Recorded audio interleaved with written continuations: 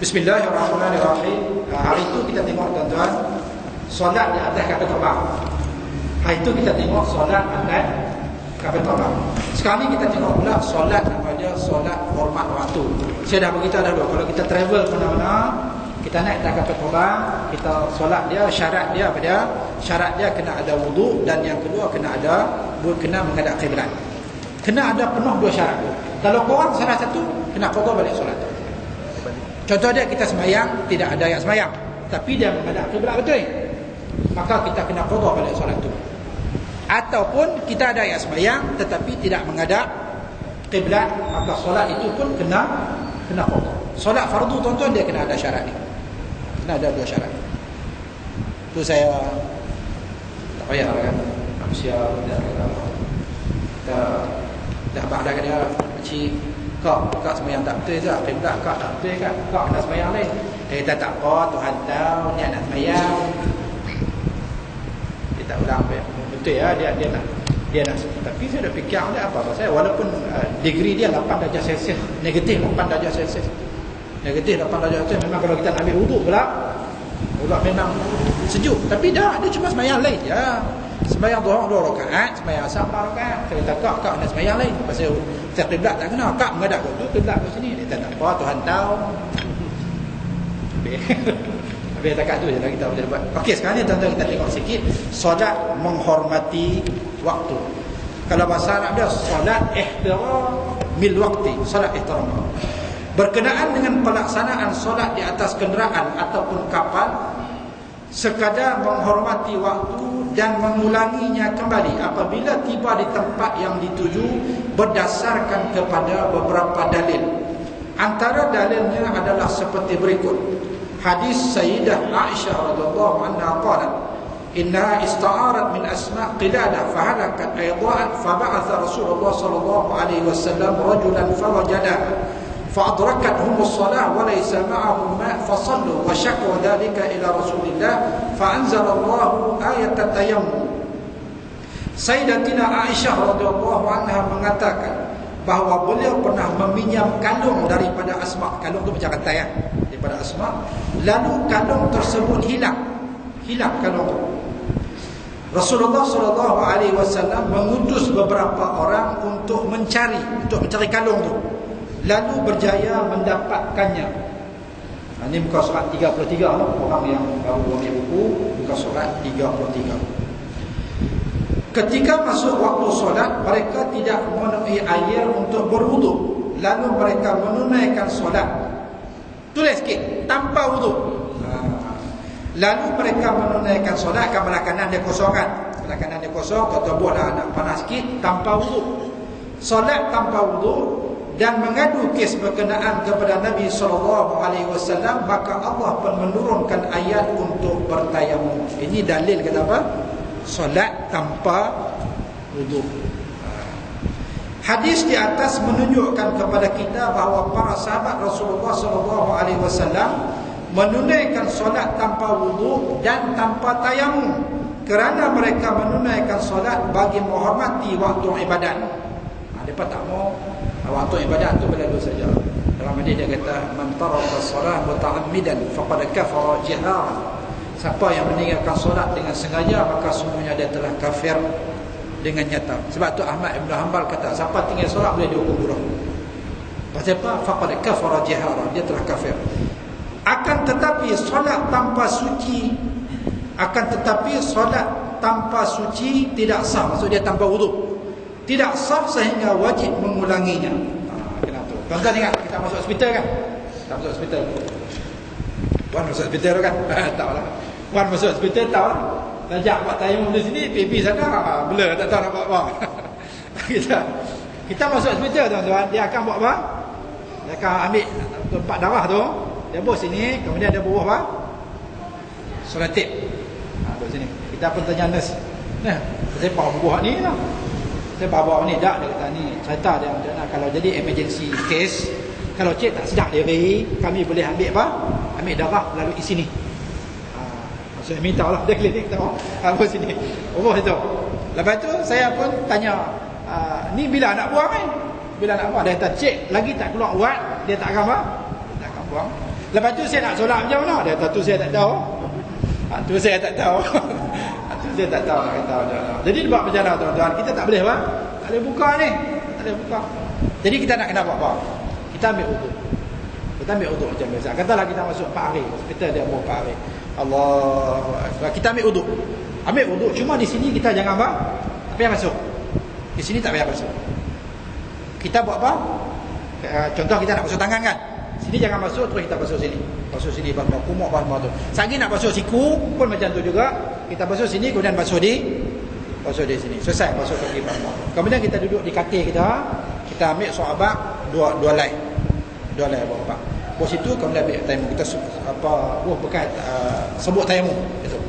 Kita pun tak situ saja aku bertayamum untuk membolehkan solat fardu. Kita pun tayamum. Selesai. Lepas tu habislah bertayamum selesai. Lepas tu kita sembahyang. Sembahyang sampai habis. 4 hari kita duduk sana. Subuh, zuhur, asar, maghrib, isyak. Subuh, zuhur, asar, maghrib. Kita buat macam tu. Wuduk tayamum. Apabila kita keluar hospital tuan-tuan, maka kita wajib kena qada balik kita punya solat. 4 hari tu kena qada balik. Pasal apa kena qada? Pasal di sini tak kena ayat. Dia kata, ustaz, bukankah kita basuh tangan tu cuma sunat saja? Ya betul, tapi masa basuh siku. Basuh siku hukum dia wajib. Jadi wajib mesti kena sini. Ayat pun tak boleh kena.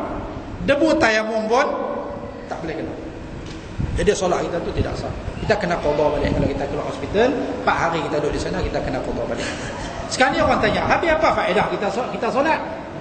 Apa faedah kita solat kalau sekiranya kena qada balik? Bebek saya tak mayang.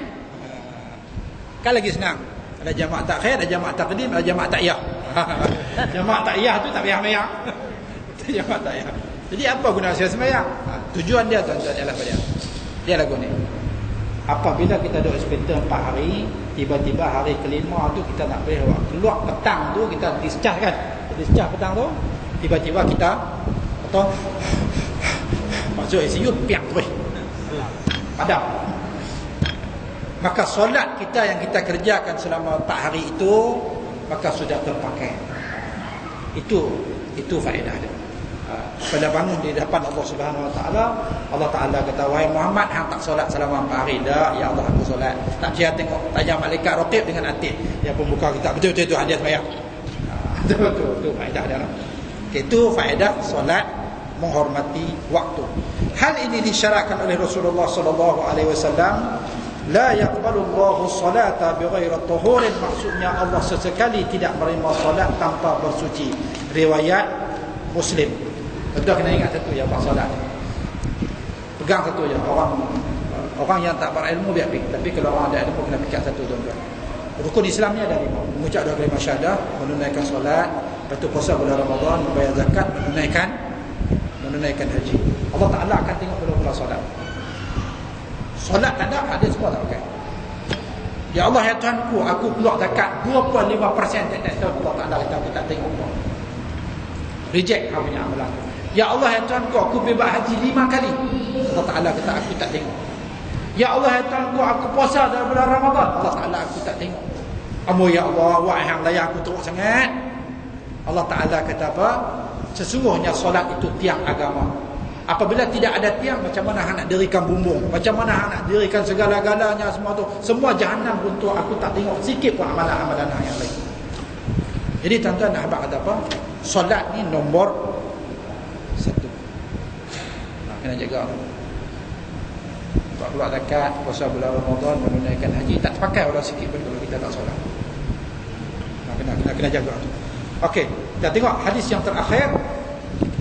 Diriwayatkan secara kuat daripada Rasulullah sallallahu alaihi wasallam bahawa baginda pernah melihat seorang lelaki yang menunaikan solat sedangkan pada tumit kakinya tidak terkena siraman wuduk. Rasulullah kata dia tengok ada seorang lelaki yang menunaikan solat sedangkan tumit kakinya tak kena siraman wuduk. Tumit kaki dia tak kena siraman wuduk. Artinya wuduk dia tidak sah. Apabila wuduk tidak sah, solat jadi tidak sah. Lalu Nabi sallallahu alaihi wasallam memerintahkan untuk mengulangi wuduk dan solat dia. Hang kena sembahyang lain, hang kena wuduk lain, hang kena apa? Kena solat lain. Riwayat Imam Ahmad. Okay, tengok pengantar akhir. Hadis ini secara jelas mengajarkan kita bahawa bersuci merupakan syarat sah bagi solat, dan solat yang dilakukan tanpa wuduk yang sempurna pula perlu diulangi kembali kerana ia sememangnya tidak diterima oleh Allah Subhanahu wa taala. Tuan-tuan. Jadi insya-Allah bahagia tuan. Bahagia orang yang di dunia dia kaya dan dia menunaikan perintah Allah Subhanahu wa taala. Ada kita pergi di Mekah tu, ada orang Malaysia kerja dengan Arab di sana. Arab tu solat, sembahyang, rajin sedekah apa tu. Setiap hari 50,000 tu. 50,000 sedekah. Pergi cari madrasah, pergi cari madrasah. Dia ada apa? Dia ada stesen minyak, dia ada telaga minyak, dia ada segala hotel, dia ada ladang kurma, dia ada ladang semua, ladang unta. Allah Taala beri kekayaan yang melimpah ruah pada dia. Dan dalam masa yang sama dia tak apa? Dia tak kira dia sedekah. Kita jelas orang macam ni tuan-tuan. Pasal apa? Dia kaya di dunia dan dia bahagia di akhirat. Kita kalau boleh kita nak jadi apa? Nak jadi macam tu lah. Kita cari kekayaan di dunia ini dan kita gunakan untuk kesenangan kita di akhirat. InsyaAllah mudah-mudahan Allah Ta'ala berikan keberkatan kepada kita di dunia dan di akhirat, dan mudah-mudahan Allah Ta'ala beri petunjuk kepada kita dalam kita beberapa hari lagi berada di dunia ini. Tak ramah. Siapa umur 60 ke atas tu, 63 tu subsidi dah tu. Nabi kata umur ummati baina 60 wa 70. Umur umat aku antara 60 hingga 70. Siapa yang lebih daripada 63 dia subsidi dah. Berhati-hati. Subsidi boleh ditarik bila-bila masa. Kena ingat tak? Orang umur 40 pun kena jaga, jangan kata aku lambat lagi kan. Keluar lori balap bom bagi. Baik terus. Duk bajet 20 tahun lagi kan. Tak tahu rupanya lori balak dah apa? Dah hentam. Siapa yang lebih 63 lagi kena jaga. Pasal subsidi tu boleh tarik balik. Subsidi dah. Umur kita ukur apa? Umur Rasulullah sallallahu alaihi wasallam. Sayyidina Abu Bakar 63, Sayyidina Umar 63, Rasulullah pun lebih kurang dalam 63. Al-Fatihah. A'udzubillahi minasyaitonir rajim. Bismillahirrahmanirrahim. Alhamdulillahi rabbil alamin. Ar-Rahmanir Rahim. Maliki yaumiddin. Iyyaka na'budu wa iyyaka nasta'in. صراط الذين أنعمت عليهم غير المغضوب عليهم ولا الضالين. آمين. بسم الله الرحمن الرحيم. الحمد لله رب العالمين، والصلاة والسلام على أشرف المرسلين وعلى آله وصحبه أجمعين. اللهم ارحم جمعنا هذا جمعا مرحوما وتقبل منا رمضان معصوما. اللهم زدنا علما، اللهم انفعنا بما علمتنا، اللهم فقهنا في الدين وعلمنا التأويل. ربنا آتنا رحمة من عندك وعلمنا من لدنك علما. ربنا آتنا في الدنيا حسنة وفي الآخرة حسنة وقنا عذاب النار. وصلى الله على سيدنا محمد وعلى آله وصحبه أجمعين، والحمد لله رب العالمين. والسلام عليكم ورحمة الله.